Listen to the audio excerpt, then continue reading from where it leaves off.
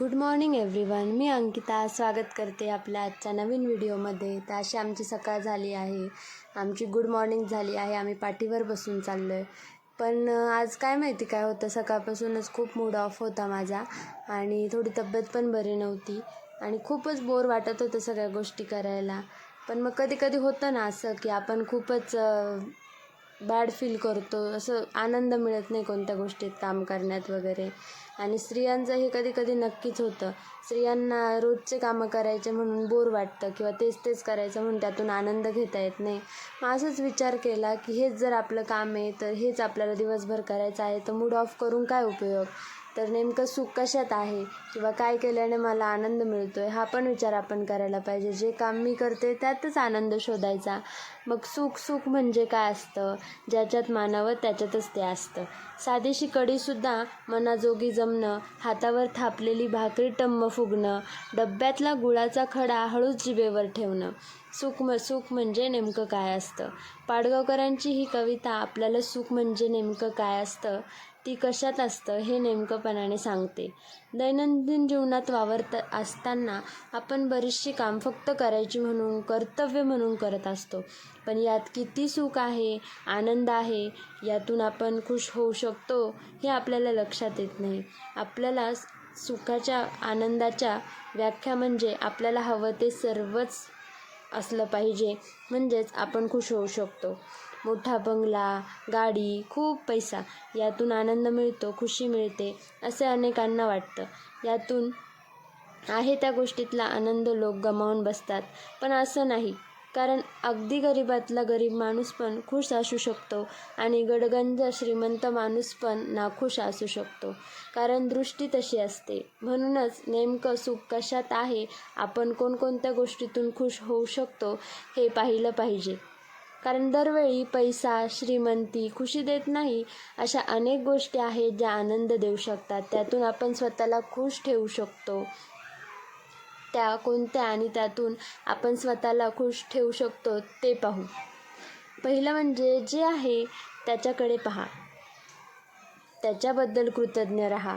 बऱ्याच जणांचे आहे जे आहे त्याच्याकडे दुर्लक्ष करून जे नाही पाहिजे ते सवयी असते, म्हणजे त्यातून एक असमाधान मिळते. म्हणूनच स्वतःला खुश ठेवायचं असेल तर आपल्याकडे जे आहे त्याच्याकडे लक्ष द्या. चेहऱ्यावर आनंद आला वाचून राहणार नाही.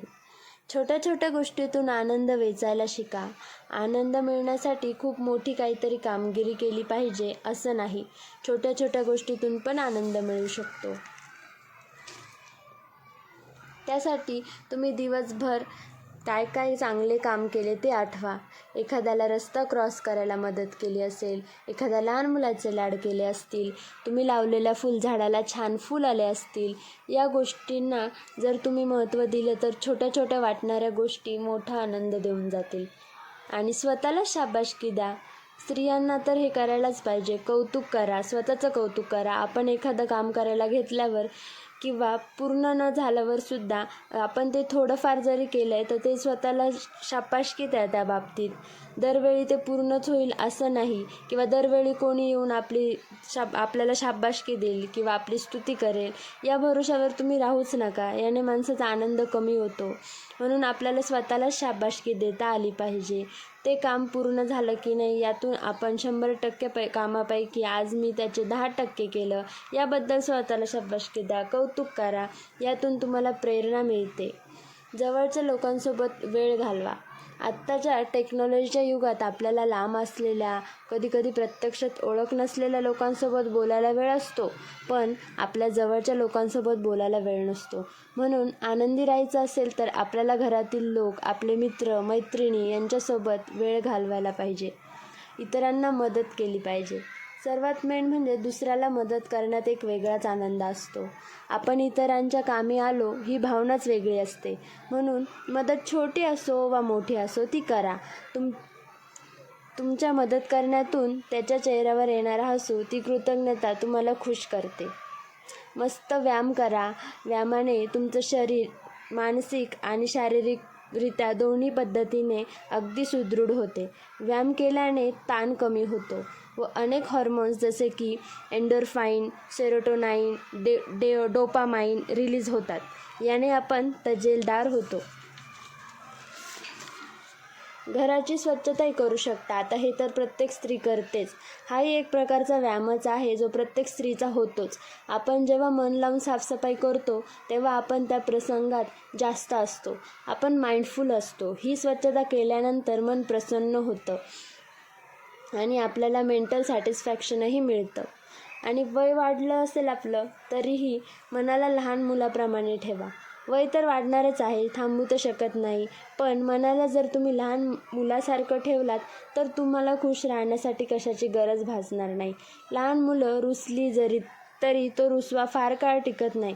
छोट्या गोष्टीत खुश होतात. या सर्व नेहमीच्या जीवनात असणाऱ्या छोट्या छोट्या गोष्टीत आपल्याला खुश ठेवायला मदत करतात आणि आनंद मिळवून देतात. फक्त तो आपल्याला घेता आला पाहिजे. म्हणूनच रोजचा दिवस येणारच आहे, तो तर जगायचाच आहे. एक बाई म्हणून, एक स्त्री म्हणून आपल्याला रोजचे कामं तर करायचेच आहे, पण त्यातून आपल्याला कसं आनंद वेचता येईल हे आपल्याला कळायला पाहिजे आणि आपल्याला तो वेचताही आला पाहिजे, त्याची मजा घेता आली पाहिजे. त्यामुळे सगळ्यांनी आनंदी राहा, खुश राहा. नेमका आनंद कशात आहे, सुख कशात आहे हे लक्षात घ्या आणि मजेत राहा. आणि अशी आमची रात्र झालेली आहे. आजचा दिवस असा गेलेला आहे.